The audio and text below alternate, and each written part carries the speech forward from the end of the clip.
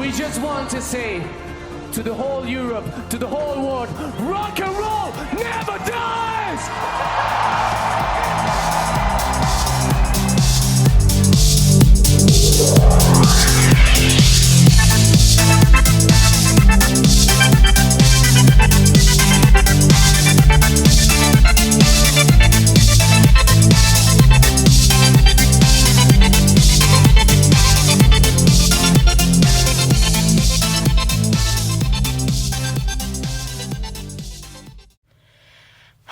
Hello, and welcome to the second episode of Clemovision, the podcast. Yay!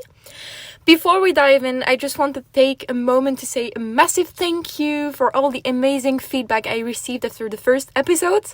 Your kindness truly warmed my heart, and I loved chatting with those of you who shared your favorite Eurovision song with me, so it was such a joy. Thank you very much.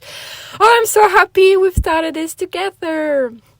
So now, if you haven't listened to my first episode yet, I highly recommend you to go fix that right now. In that episode, I introduced myself and I shared my top 5 all-time favorite Eurovision songs. So if that sounds like your kind of thing, give it a listen. And if you feel like it, tell me about your favorite Eurovision entries over on Instagram and TikTok. I'd love to hear from you, so you can find me at Clemovision. Don't be shy and come say hi. So Eurovision season is in full swing and May is creeping up on us real fast. We're already in March. Oh my god. So right now, I think about half of this year's songs have been released, maybe a little bit more. And I have to say, I'm completely obsessed with Norway's entry, Lighter. I also have a tiny spot for Ireland's Laika Party because it cracks me up every single time. And listen, as Ireland is basically my second home now, I have to root for them too. Like I have to. This is mandatory. Okay. Oh, but wait, did you notice both those acts are from Norwegian artists? Could it be? Am I secretly Team Norway? Or can I be on 3 teams at once, Belgium, Ireland and Norway? Questions. And speaking of countries I'm excited about, I heard the Netherlands entry. A Dutch artist singing in French. Meanwhile, over here in Belgium, we've never even managed to send a bilingual song. Ouch. The Dutch are out there living our dream. But hey, look at that! What a perfect segue into today's episode, where we'll be talking about Belgium at Eurovision. Yay! That's right, I teased it in episode 1 and today we're making it happen. Hand on heart for my national anthem.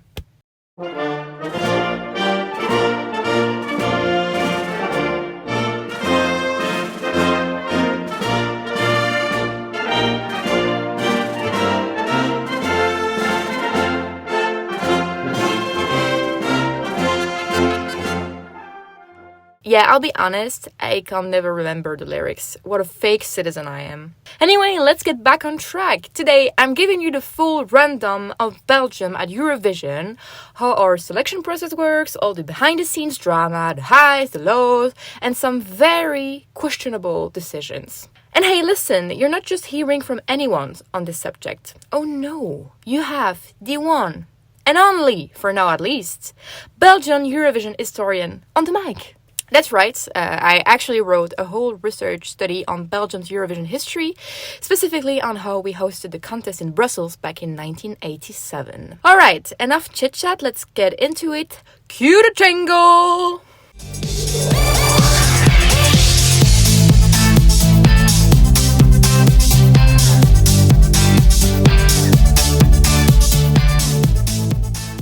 Part 1. Back to the beginning. Let's hop in a time machine and head back to 1956, the very first ever Eurovision Song Contest. It's been a while. Next year, Eurovision turns 70 years old, the same age as your grandparents. Every time I think about that, it blows my mind. No, back in the day, Eurovision wasn't the glittering spectacle with millions of viewers that we know today.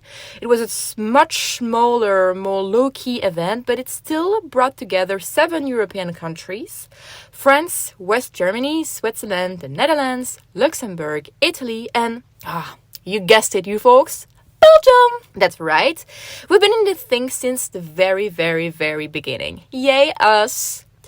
At the time, the rules were strict. Contestants had to sing in their national language. The problem? Well, Belgium has more than one. Up north, we speak Flemish, Dutch, and down south, we speak French.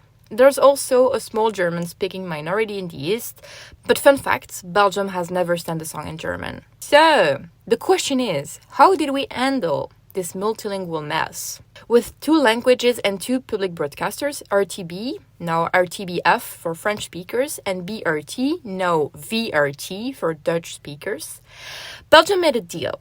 The broadcasters would take turns selecting the country's Eurovision entry.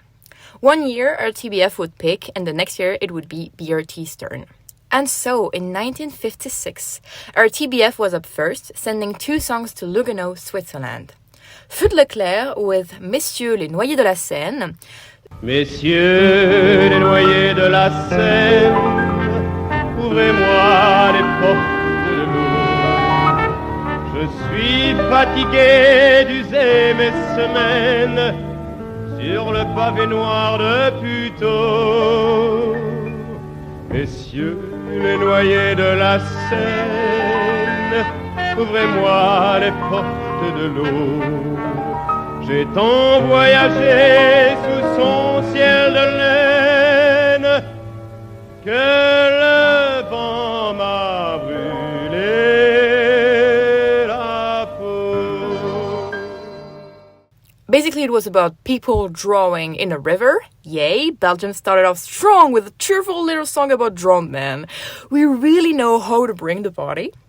And Mony Marc with Le plus beau jour de ma vie, which thankfully was a bit more uplifting because she was talking about her wedding. Yay! Les cloches sonnent, tout carillonne, le plus beau jour de ma vie. Aujourd'hui je me marie, ding dong, ding dong. Yeah, spoiler alert, we didn't win. Switzerland did. How surprising! First contest in Switzerland and first victory by Switzerland. Part 2. The struggle years. So, how did Belgium fare in its early Eurovision years? In short, not great. From 1956 to the early 80s, we really struggled to get decent results. The one bright spot, Vallée in 1978, who finished in second place with L'amour, ça fait chanter la vie. A little snippet for you. L'amour, c'est tellement fantastique. Ça met le bonheur en musique. Ça rit de toute sa symphonie. L'amour, ça fait changer la vie. Yeah, okay, so we weren't Eurovision powerhouses, but at least we knew how to have a good time. Did you know Belgium holds the record for sending the same male artist the most times? Between 1956 and 1962, Fud Leclerc was our go-to guy.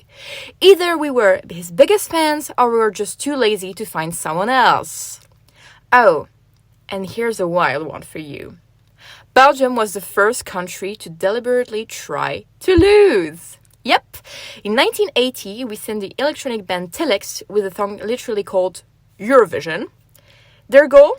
Finish dead last. Si ce soir c'est la fête, les vedettes sont inquiètes.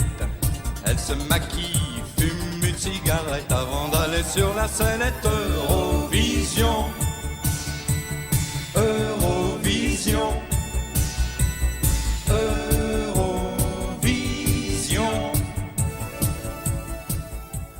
You know what? Joke's on them. Portugal gave us 10 points, ruining the plan. So we didn't finish last. And then, finally, in 1986, after 30 years of waiting, Belgium finally won Eurovision.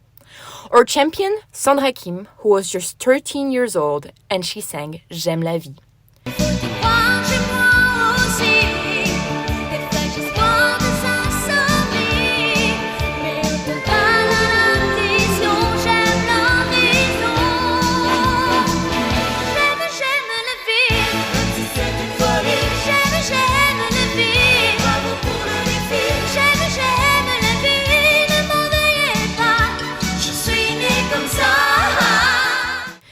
this day, she remained the youngest winner ever because Eurovision has since introduced a minimum age requirement of 16. Classic Belgium, breaking rules before they even exist. The next year, we hosted the contest in Brussels, our one and only time. And let me drop a cool fun fact. 1987 was the first Eurovision ever to feature advertising. Before that, the event was entirely funded by the EBU and the host country. Since then, Eurovision has been partially funded by sponsorships. Trailblazers, baby! Since 1987, it's been a bit of a dry spell for Belgium at Eurovision. Okay, maybe I'm being a little dramatic. In 2003, we actually managed to score second place thanks to Urban Trad and their song Sanomi.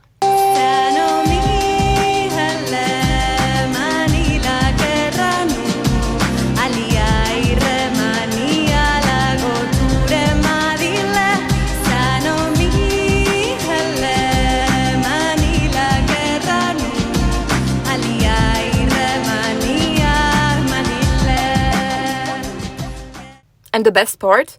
The lyrics were written in a completely made-up language. Yep, the words mean absolutely nothing. Personally, I think that it's brilliant. And apparently, a lot of people agreed with me because we were just 2 points away from the victory. I'm still not over it. Seriously, it's still singing in an imaginary language? Well, we tried it again in 2008. That year, VRT sent Ishtar with her song Oh Julissi to Belgrade, Serbia. This time though, it was a total flop. The song didn't even make it to the final.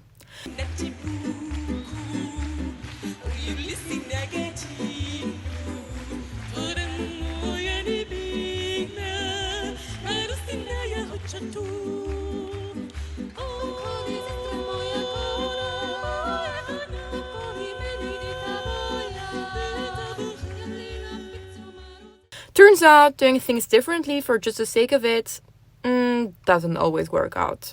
Oh, and here's something I almost forgot to mention. If you've been a Eurovision fan for a while, you might remember the Barbara Dext Award. A prize that was given out until 2021 to the contestant with the, let's say, most questionable outfits. Well, fun fact, Barbara Dex herself was Belgian. She represented Belgium in 1993 with her song Iemand als jij and finished dead last with just 1 tiny point. But what really made her famous was her bold fashion choice. And trust me, if you haven't seen it, do yourself a favor and look it up. She actually designed the outfit herself, and yes, it shows. And that's how she ended up lending her name to Eurovision's most notorious fashion award. Yet another proud Belgian legacy.